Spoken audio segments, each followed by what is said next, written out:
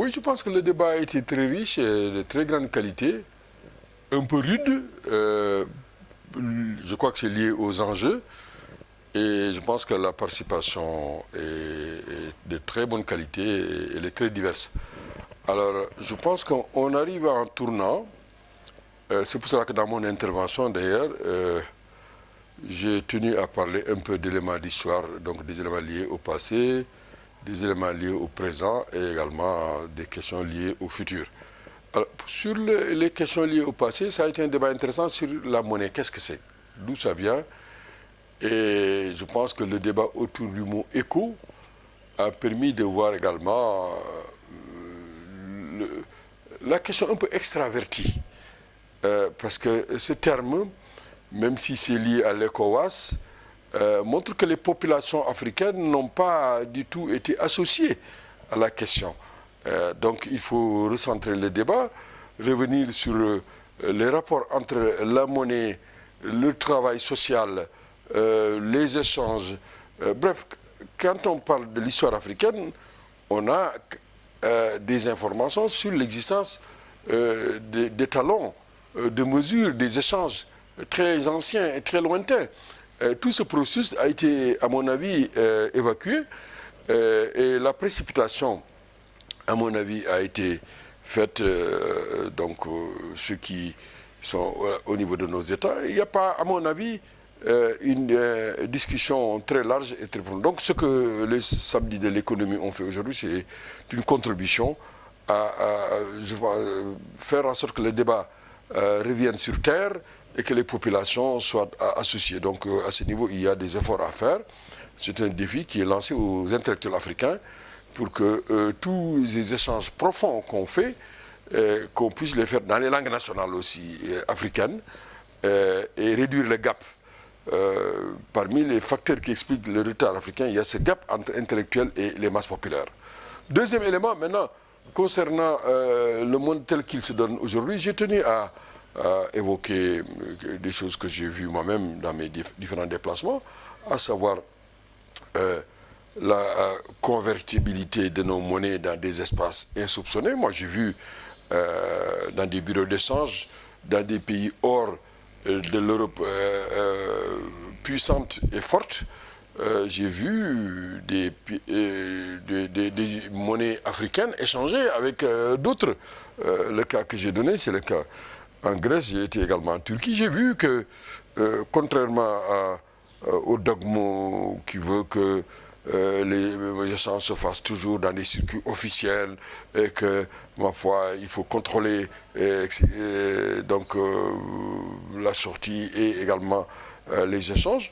Je crois qu'il y a des choses qui sont réellement dans l'économie réelle qui montrent que les Africains ne doivent pas avoir peur d'échanger avec le reste du monde. Il suffit tout simplement d'être souverain, autonome.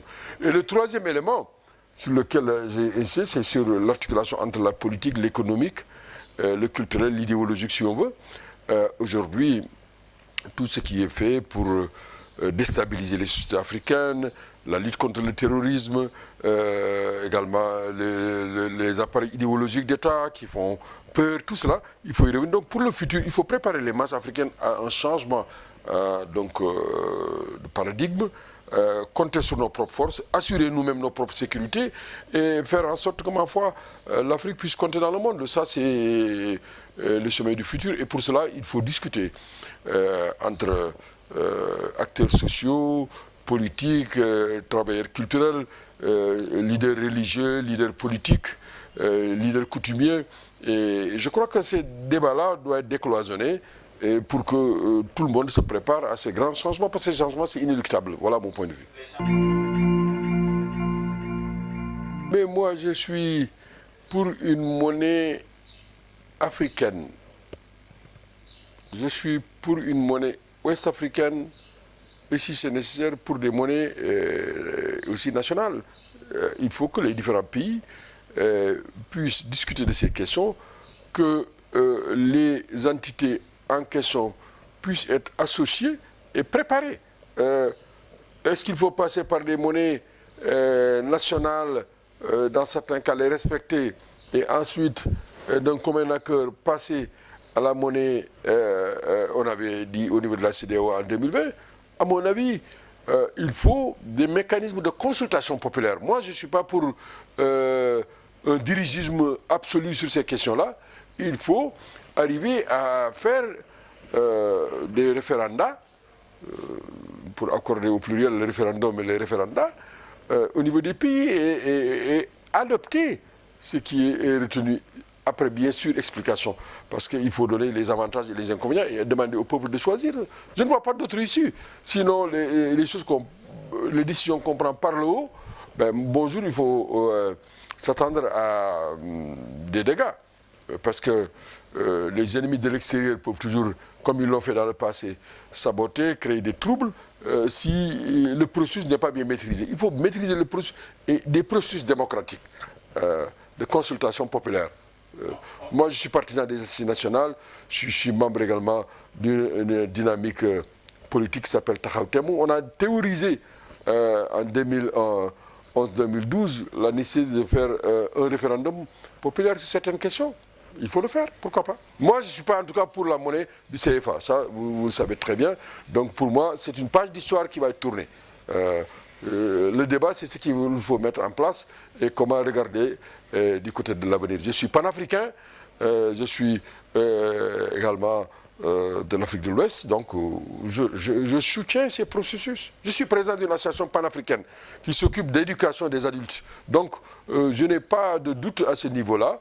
Je suis même partisan d'une monnaie unique africaine. Mais ça, c'est dans le futur. Hein. Il y a des étapes à franchir. Oui, bien sûr, bien sûr. Moi, je suis réaliste aussi. Je suis professeur d'histoire ancienne, donc je sais que les processus sont complexes. Il faut pas à pas construire. Ça montre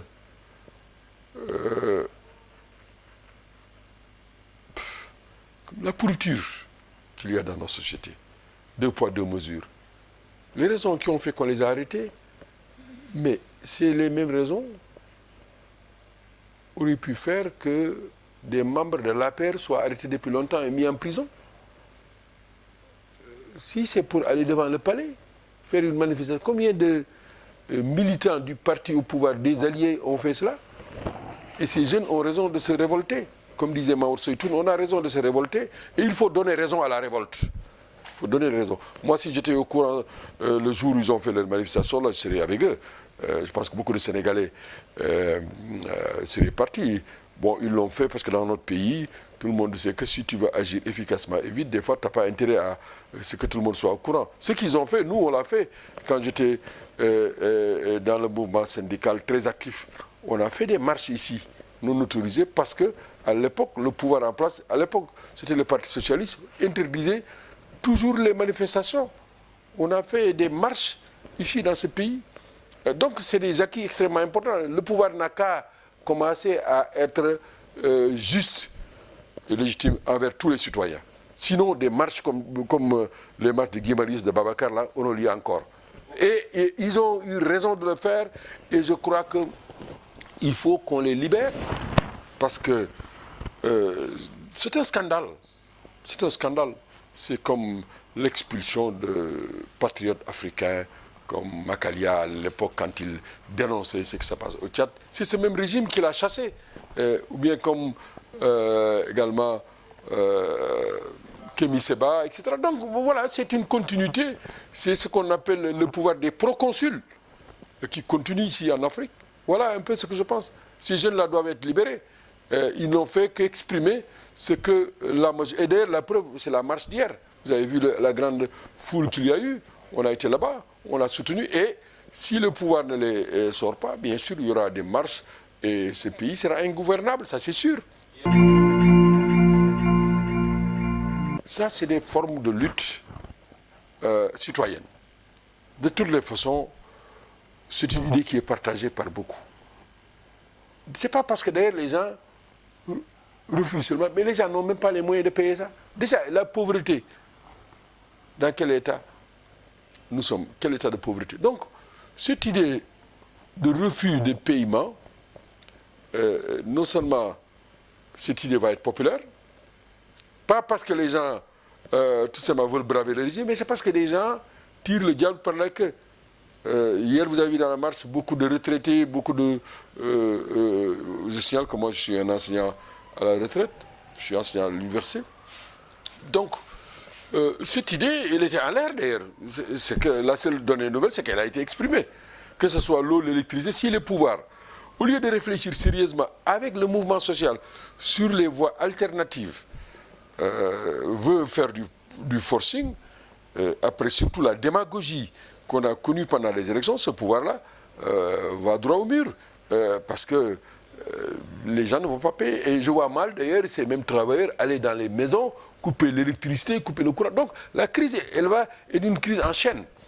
Parce que le gouvernement va mettre les travailleurs et même le secteur privé dans une situation intenable. Donc je ne sais pas si leurs conseillers réfléchissent sur les effets de la politique dirigiste. S'ils avaient des bons conseillers, moi je crois qu'on leur aurait dit d'arrêter et d'appeler les gens à la négociation pour trouver les meilleures solutions. Parce que cette voie-là, c'est l'impasse. Les permis de conduire,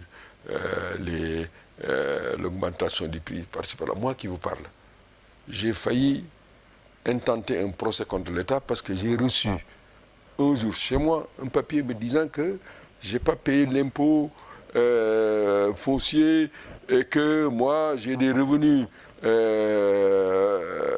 locatifs que je n'ai pas déclarés. J'étais ahuri de voir un État qui se trompe. J'étais moi-même au service des impôts et domaines pour leur dire mais qu'est-ce que vous racontez là? Qui vous a donné l'information? Vous savez ce que le technicien m'a dit, un des boss?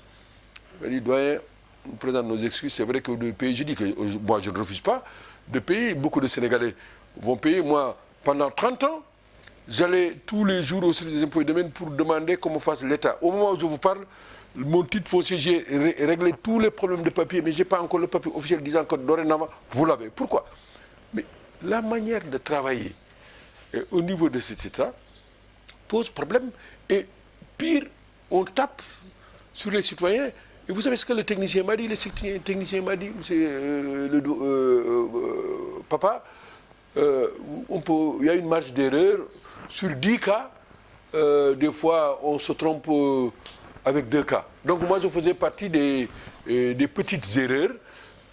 Vous voyez comment ça, si c'est comme ça que vous cherchez l'argent, de toute façon, le résultat recherché ne sera pas obtenu. Parce qu'on est nombreux à ne pas payer l'impôt foncier.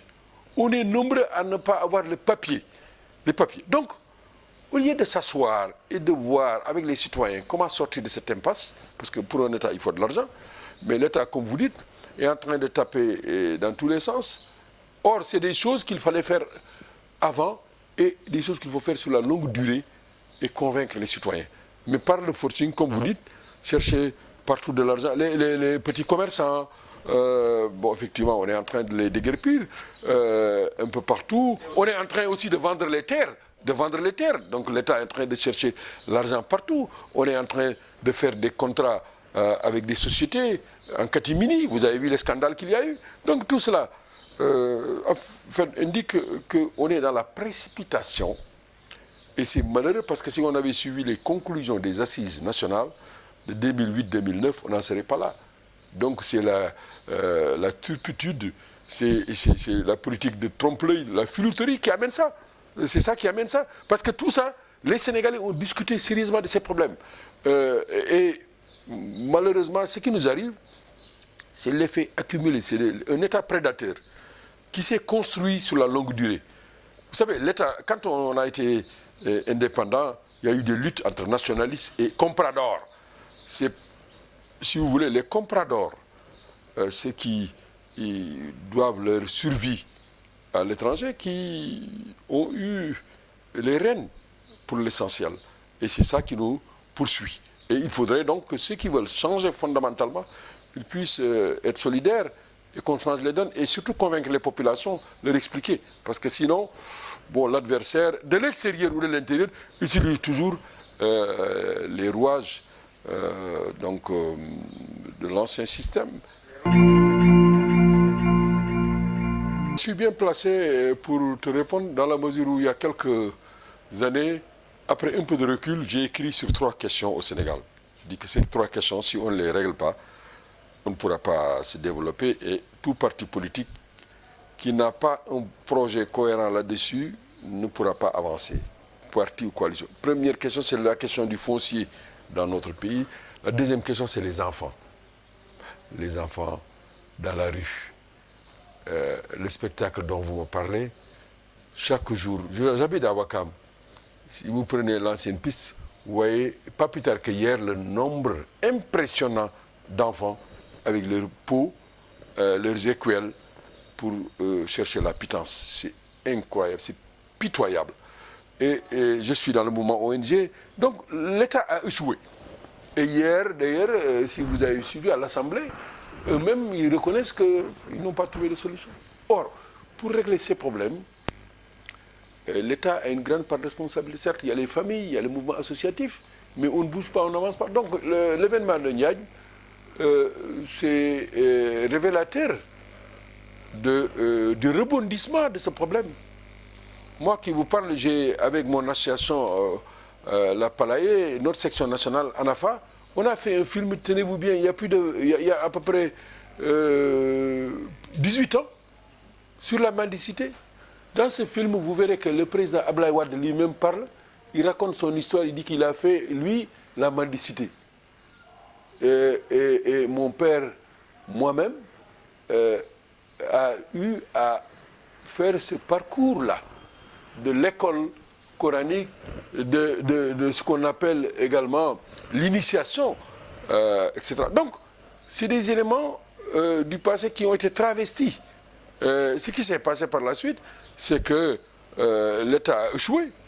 Ce qui se comprenait il y a des décennies, c'est complètement dépassé.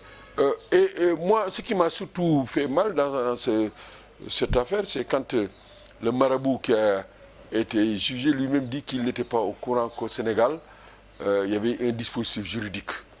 Ça signifie que l'appel de l'UNESCO pour les droits linguistiques des peuples soit également respecté. Il faut que nos législations, nos lois, tout cela soient connus.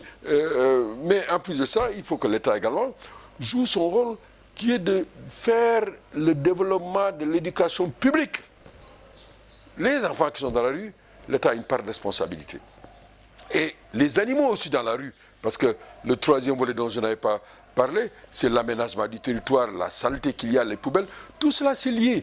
C'est lié. Donc, ce qui s'est passé à Niagne montre la fragilité de nos systèmes, ça montre aussi le gap qu'il y a et l'échec des politiques en matière d'éducation. L'éducation des enfants, et l'échec également des politiques en matière de lutte contre la pauvreté. Il faut remettre tout ça en ordre. Ça ne signifie pas que tout doit être étatique. Mais dans un pays qui se respecte, l'État doit soutenir les communautés, mais l'État doit leur donner les informations à temps sur ce qu'il y a à faire, ce qu'il n'y a pas à faire.